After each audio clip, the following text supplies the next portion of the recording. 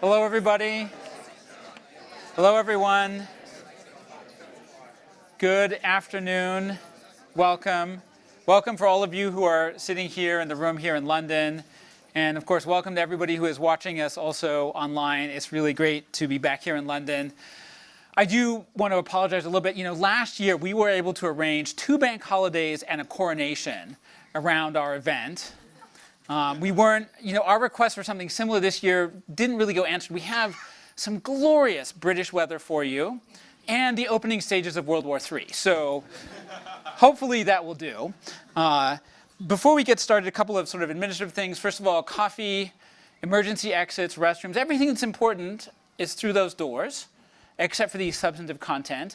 And I also want to thank there are a lot of people who made this possible, but I do want to single out for public humiliation 2 people who are particularly responsible and have worked for like 9 months to make this happen, which are Christy Burns, our head of marketing, and Greg Birmingham, who is basically also our kind of marketing operations leadership. They have done a truly incredible job, and there's an enormous amount of work behind the scenes getting us to actually put our presentations in. They were all due 6 months ago.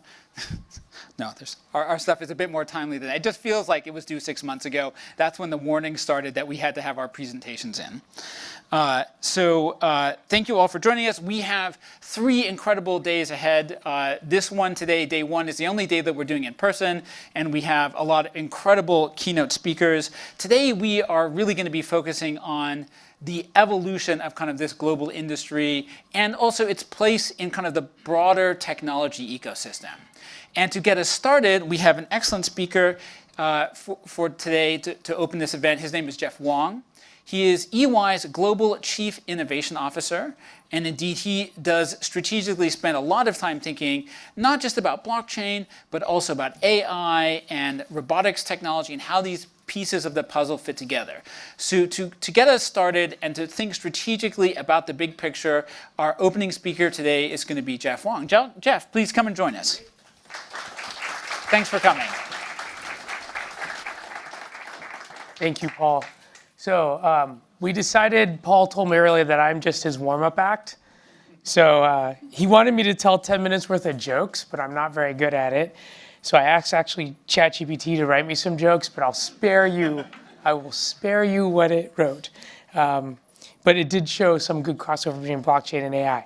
I lied a little bit in the title, meaning I'm going to start somewhere else, which is really adding my thanks to Paul Brody, Claire, and the entire blockchain team, who have done just an incredible job building out our blockchain practice here at EY and leading really us in this now 8th annual event, which is a pretty remarkable feat. And I want to say some nice things that they won't say about themselves, but their commitment to the public blockchain world has been remarkable and correct, might I add.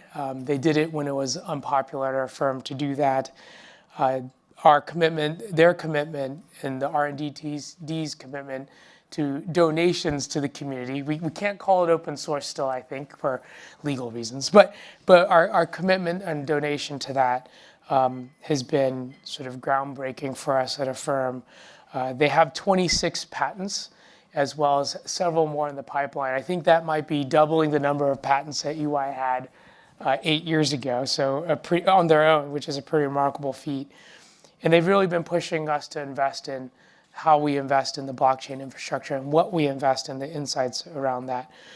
I say all those things to be nice to them, first of all, because they really deserve that. But secondly, to reflect their investment in the community. And that's really all of you and the ecosystem. So the broader EY community, and of course, the community of startups and enterprises that are represented here. And I hope you really feel that. Paul and I often talk about how blockchain is a network effects business, right? It really does well when we all do these things together. And they've taken that concept of what blockchain is really into how we've approached the entire effort we have in our blockchain business, which is to do it together with all of you. So thank you to all of you for being here today. And I hope I've appropriately reflected their commitment to this community and this ecosystem. Paul himself is also a published author, some of you may know. And if you open your Amazon app and buy a book during this talk, I get $1 for every book. No, just kidding. We haven't negotiated the royalties yet, maybe more than $1.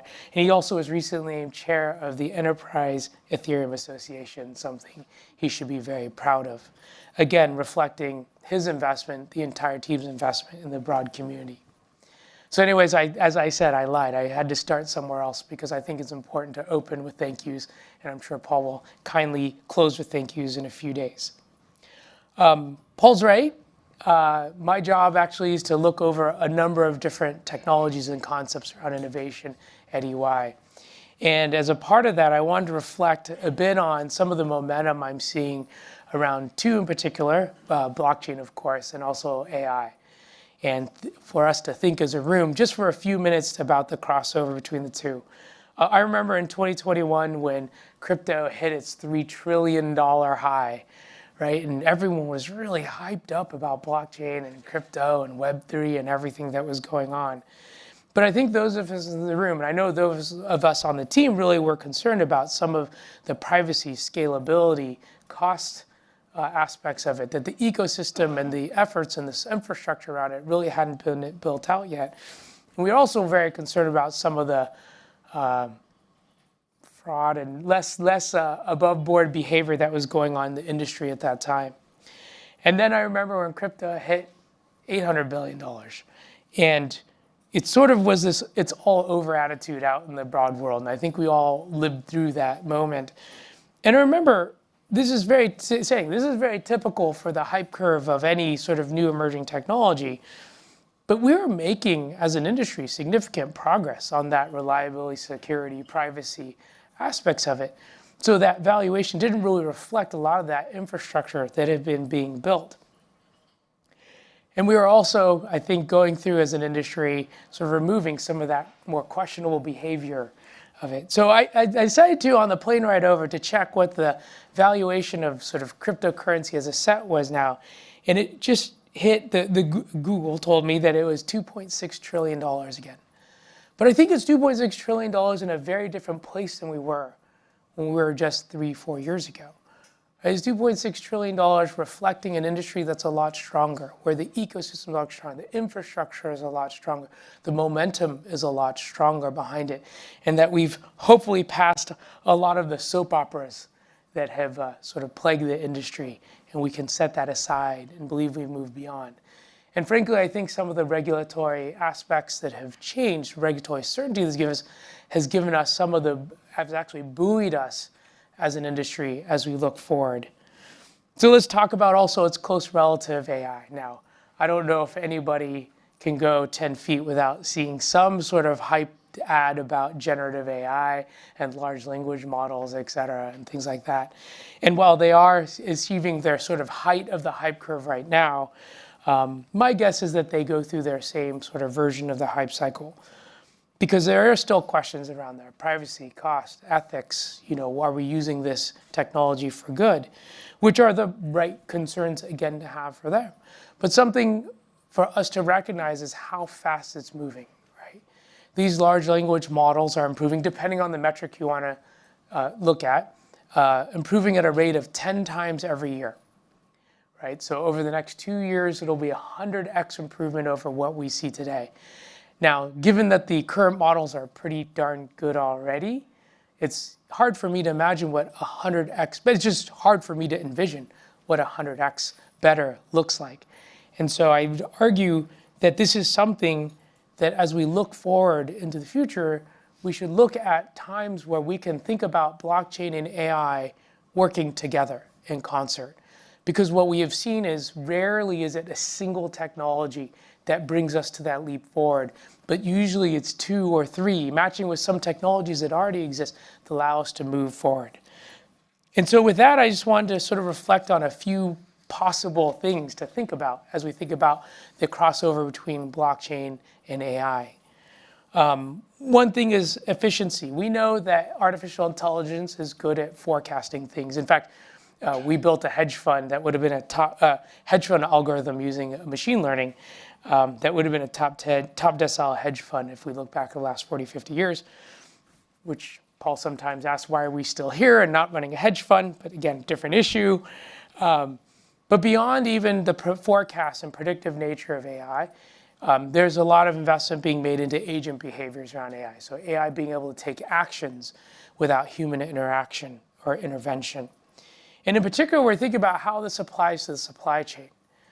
Because in the supply chain, you have to think about, that's really interesting in an individual company, how you go from forecasting agent behavior within an individual company. But the real power of this comes when you can go across companies, across countries, across really regions of the world. And that's really where you have to marry together the blockchain idea and the AI idea, right? Because blockchain can give us this ability to interact across supply chains, across companies, in really seamless ways, in automated ways. And AI gives us the ability to forecast and do agenting on top of it.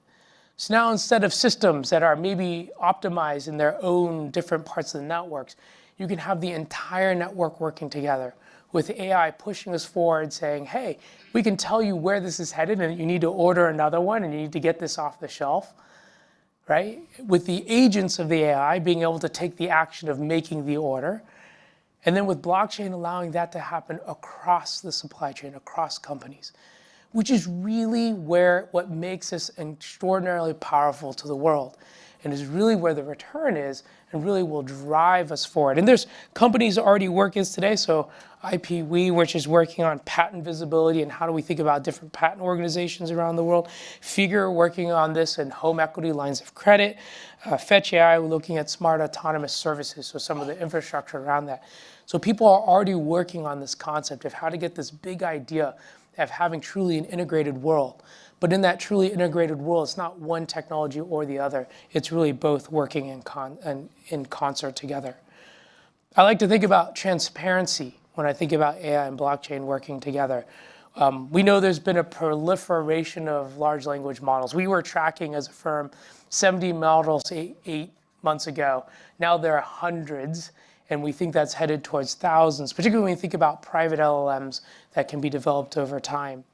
And inside that back end, we know that there's data being used to train these models. And we know, given the legal questions that are being risen up, what data is being used to train these models, where, how, what data is the good data that's being used, what data is being injected in, because we already know the nefarious players are injecting in data and aspects into the training to cause different answers on the chatbots. So what's the best way for us to verify where that data is coming from, who owns it, who should be paid for it? That's a blockchain system on the back end. So again, AI and blockchain working in concert to allow for this proliferation of these LLM models that are changing the world in different ways. But the only way that this can be done at scale is if you have a back end that I believe should be powered by blockchain. Security, right? Security, thinking about this idea of AI agents, the idea that you can have an agent working on your behalf, an AI bot that's a reflection of yourself, or Paul's AI agent that can go out and interact with the world on his behalf. But how do you think about identity? How do you think about the verification of that identity without a blockchain back end that really allows you to make sure you understand the safety and security of where that's coming from? And given the short time I have left, I'm going to talk last thing that's sort of a passion thing for me, which is access. One thing about new technologies that I am very concerned about is making sure that it's not just set for the large companies, although we are a large company. I feel very heavily advantaged as a member of a large company with the budgets and the dollars and the reach, and to be able to invest in these new technologies and doing new things.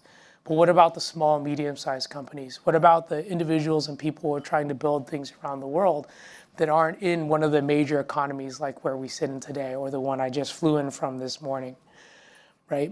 How do we think about a world where we give access to everybody? And it was interesting because I was sitting with a founder yesterday who's launching a new product. It actually was launched this morning in Dubai. So he said it was okay for me to talk about it, called Axel Flops. And what it was is he's going to aggregate a bunch of GPUs. The back-end cloud for AI, large language model training. He's going to aggregate the unused GPUs from around the world different cloud providers, smaller providers, et cetera. So you can aggregate this big cloud model. It's going to give access to that to a lot of different people and sort of a ride share model, right? So it's a pay per ride, pay per algo, pay per training model. So you no longer have to be a large company able to build your own infrastructure or rent out infrastructure at scale from one of the large providers, like we can do, honestly. But on the back end of that, he said, okay, on the back end of that, we're going to use crypto, we're going to tokenize how you access this. And I challenged him. I said, why are you going to tokenize the back end of this? You could just put in a credit card. He said, Jeff, you're leaving out a lot of the world that doesn't have access to the currencies that the people in this room have access to, don't have a credit card from the countries that the people in this room have access to, can make the financial payout attached to the financial infrastructure in that same way. We want to make sure that this idea of GPUs, this idea of trading eyes can be accessed by everybody.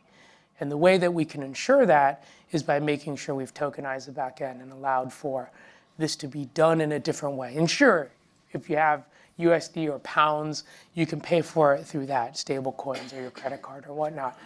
But by doing that back end, you can allow for access to a much broader audience, big and small and around the world. And that's just something that I have personal passion about. So I just thought was an important thing to raise, because it's not just about what can we do to build great big companies or great big projects. It also has to be about how we're bringing society forward on all these technologies. So anyways, with that, I want to make sure that I kept my opening act short, because Taylor Swift of blockchain is coming up to the stage. So thank you very much for your time today. Thank you, Jeff.